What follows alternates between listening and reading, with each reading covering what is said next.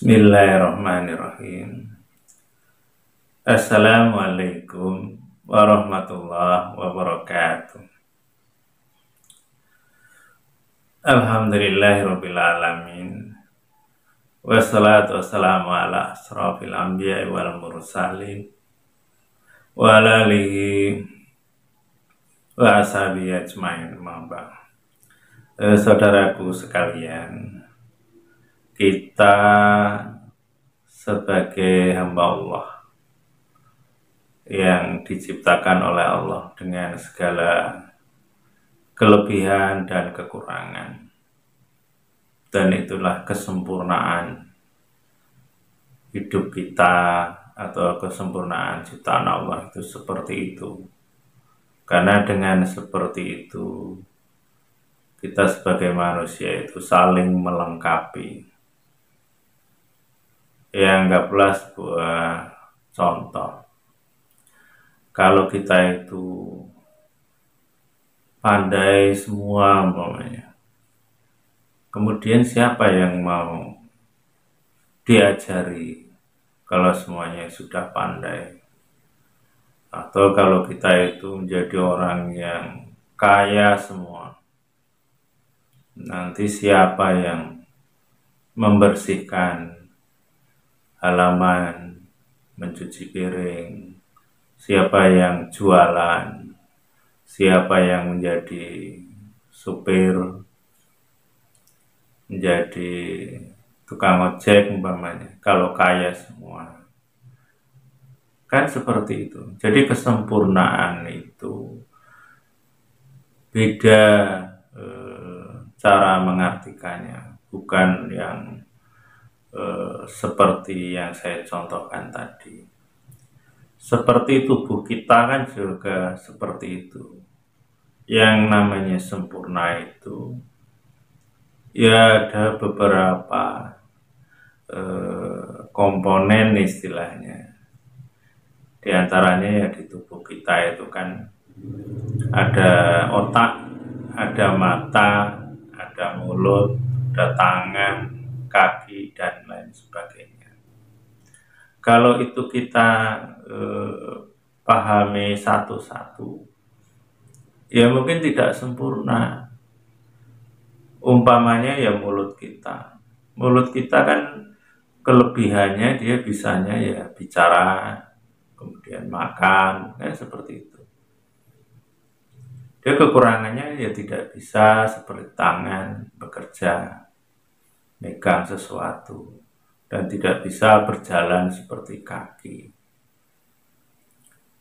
Dan nanti sebaliknya juga demikian.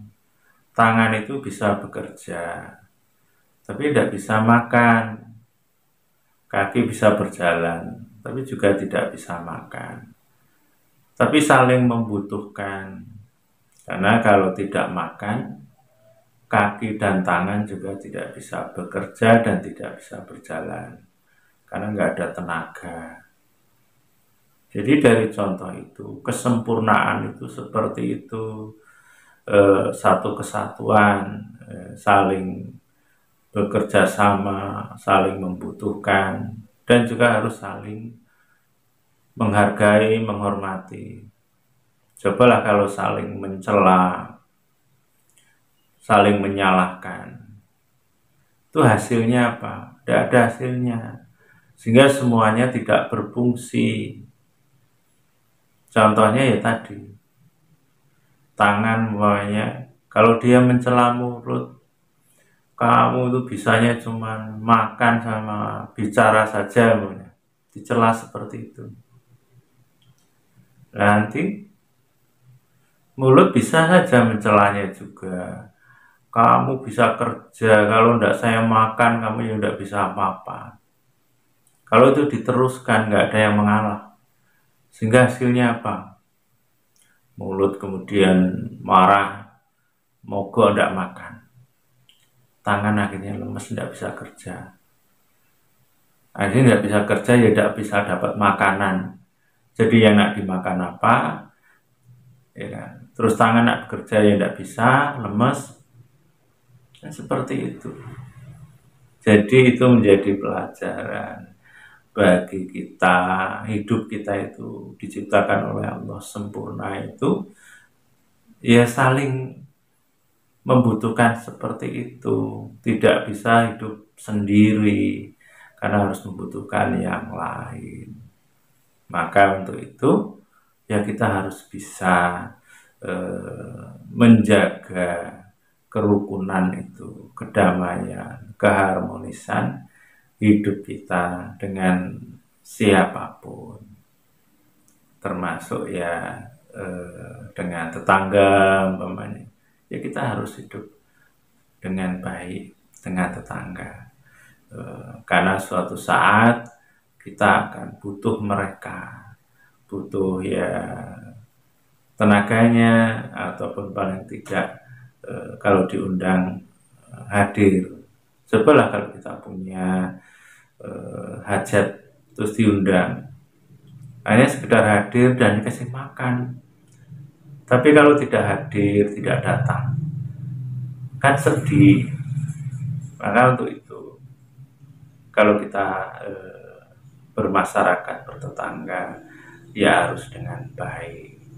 Kemudian yang ingin saya sampaikan, ada sebuah ayat yang bunyinya wal'afina aninas, dan memaafkan kesalahan orang lain.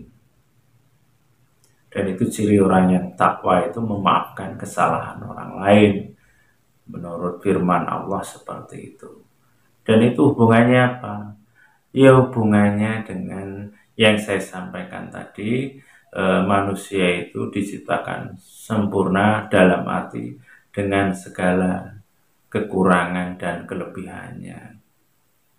Jadi kalau ada kekurangannya, ya kita maafkan.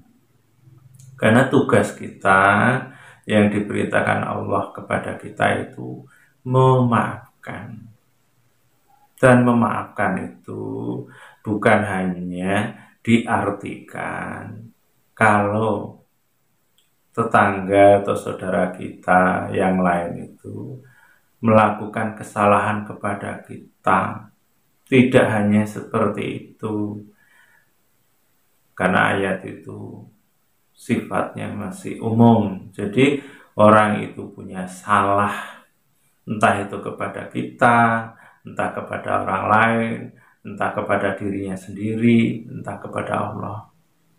Tugas kita itu salah satunya memaafkan. Tidak ada tugas suruh mencela, tidak ada. Merendahkan, menyalah-nyalahkan, tidak ada. Yang ada, yang keduanya disuruh kita itu menasihati umpamanya. Seperti dalam surat Al-Asr, wa tawassaw bil haqq wa tawassaw bis sabr. Kita itu disuruh saling nasihat menasihati dengan benar dan dengan sabar. Jadi artinya kalau ada orang yang melakukan kesalahan, ya kita nasihati, Pak, Bu, Mas umpamanya, sebenarnya tidak seperti itu. Yang baik itu, yang benar itu begini. Terus ketika orang itu dinasihati mungkin tidak terima, marah umpamanya, ya kita ya dengan sabar, tidak membalas malah jengkel umpamanya, kan tidak. Paling enggak gitu yang harus kita pahami. Artinya juga kalau kita mendapatkan sesuatu di lingkungan kita, entah di keluarga kita, ada yang salah, itu manusiawi. Karena manusia itu ya tempatnya salah dan lupa. Manusia itu bukan malaikat. Kalau di dalam keluarga, entah suami, entah istri, entah orang tua melakukan kesalahan, tidak ada kewajiban kita, tugas kita menyalah-nyalahkan.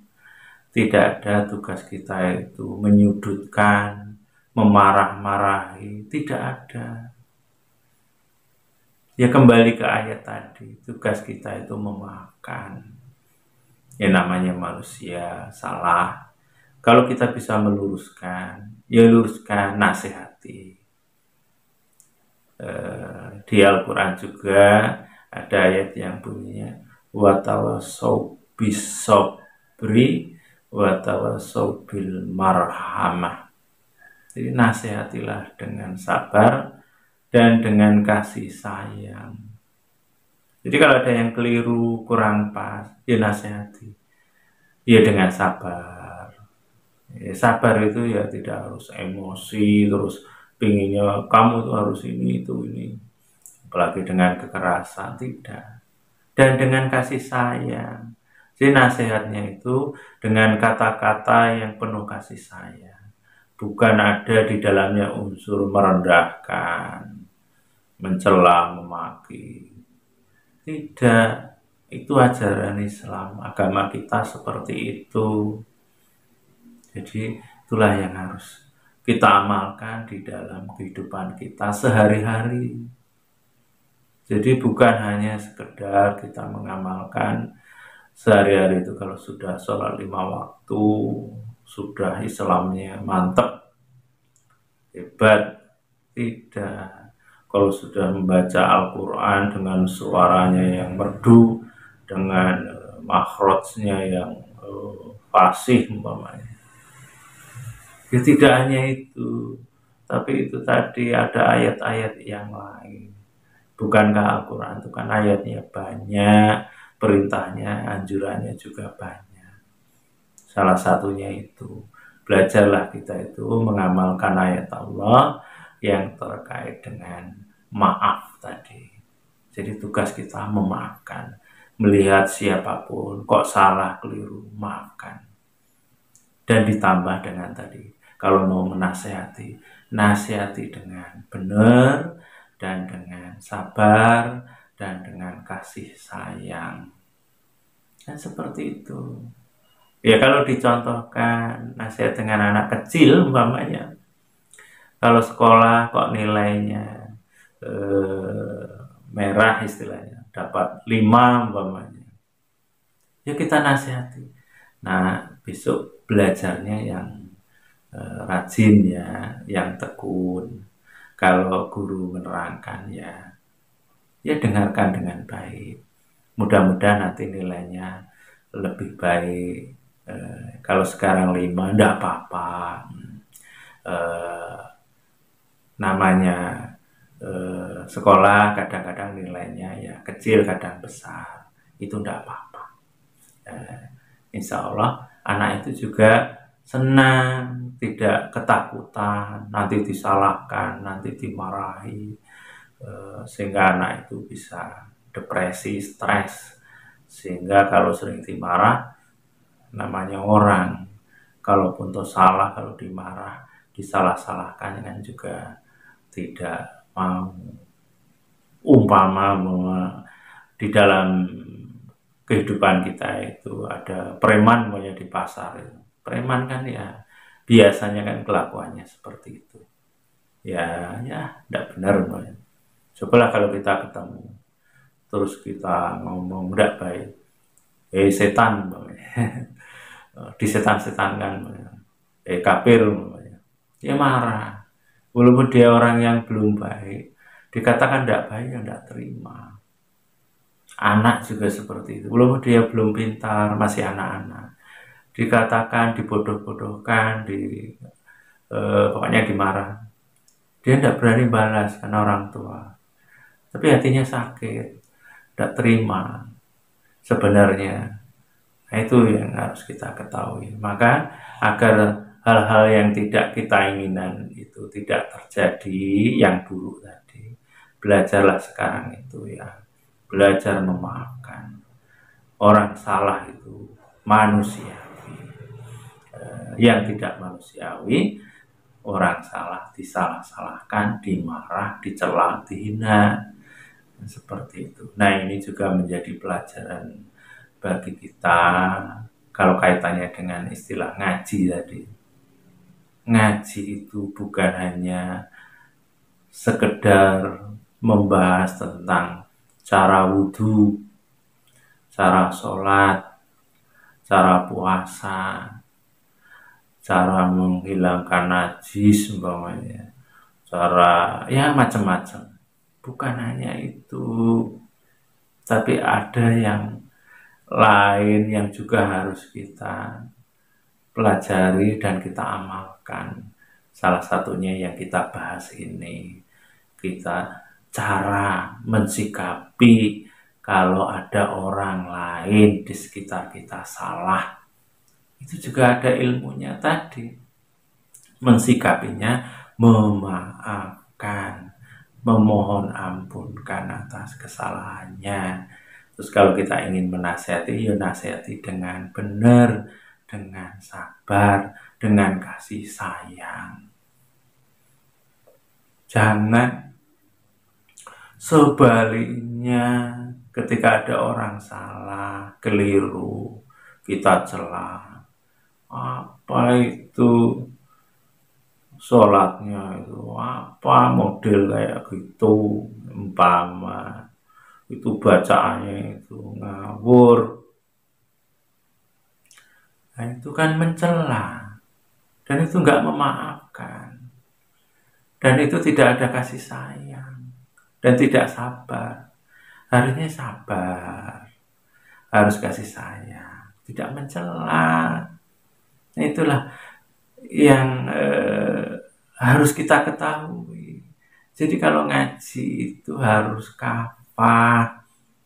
Bukankah Islam itu juga mengajarkan urhulu bisilmi kafah. Masuk Islam itu ya harus kafah seluruhnya. Kalau tidak seluruhnya kan hanya penampilannya, bisa penampilan pakaiannya, pecinya, atau mungkin kumisnya. Bukan hanya itu. Terus juga bukan hanya kalau sudah aktif, sholatnya di wajib terus, berjamaah terus. Bukan hanya itu. Kan ada yang lainnya. Insya Allah seperti itu. Nah, itu yang harus kita ketahui, harus kita pahami. Karena kalau itu dipraktekkan, Masya Allah, Subhanallah, luar biasa. Hidup itu enak, hidup itu rukun, damai, ya kan? Karena kita harus juga belajar merasakan diri kita sendiri. Umpamanya kita itu melakukan sesuatu karena mungkin kita khilaf, atau mungkin karena kita memang belum tahu, kemudian kita itu salah, mungkin dalam membaca Al-Quran, atau membaca dalam sholat, ini umpama. Kemudian ada orang yang mengkomentari, mungkin lewat medsos, media, mengatakan itu si anu itu bacaannya keliru, salah, itu ilmunya kacau umpamanya, itu sesat itu. Kira-kira kita kalau dikatakan seperti itu gimana rasanya? Apa terus senang bahagia? Oh, terima kasih dikasih tahu bahwa bacaan saya kacau umpamanya. Apakah seperti itu? Walaupun kita itu tahu itu ternyata salah, biasanya, umumnya manusia itu kalau disalah-salahkan seperti itu, kemudian di depan umum, di depan masyarakat, sehingga se-Indonesia mulai tahu semua, ternyata itu, ternyata ilmunya masih kacau, bacaannya masih salah, ibadahnya masih nggak jelas, ya kan? Akhirnya kan timbulnya bukan senang, sakit hati, kecewa, sedih, marah, campur. Bahkan kalau ada kesempatan balas, komen itu dibalas lagi. Walaupun sudah nyata salah, cari kesalahan dia. Sehingga kayak anak kecil itu, kalau sedang bertengkar dengan temannya kan gitu. Umpamanya apa kalau di anak-anak itu, berani kamu dengan aku? Yang satunya yang jawab, siapa takut? Nah, itu akhirnya balas, kamu jelek, kamu juga jelek. Nah, sehingga kadang merembet ke orang tuanya, bapaknya, orang tuamu anu-anu, nanti yang satunya balas lagi, bapakmu juga. Nah sudah, akhirnya kayak anak-anak tadi, sehingga eh, yang seharusnya menyampaikan kebaikan-kebaikan, menyampaikan kebenaran, yang ada akhirnya cuman apa itu, ya saling merendahkan, saling menghina, ya keluar dari jalur Islam, sehingga ayat-ayat Allah yang lain dilanggar, sehingga ada ayat Allah innamal mu'minuna ikhwah dilanggar, bahwasanya orang yang iman itu saudara, sehingga kayak bukan saudara, kayak musuh, seperti itu. Nah itulah eh, harus kita hindari hal-hal yang seperti itu. Maka kita belajar memaafkan orang yang salah seperti apapun, belajar kita memaafkan. Rasulullah kan begitu, orang yang memerangi Rasul ketika didakwahi, Rasul memaafkan, dia itu belum tahu, kan seperti itu. Kita belajar dari Rasul. Nah ini yang harus kita pahami dan harus kita amalkan. Yang intinya tema kali ini adalah kita itu harus memaafkan, memaklumi bahwa manusia itu ya tempat salah dan lupa, dan ketika salah itu kewajiban kita memaafkan dan memohon ampunkan, titik.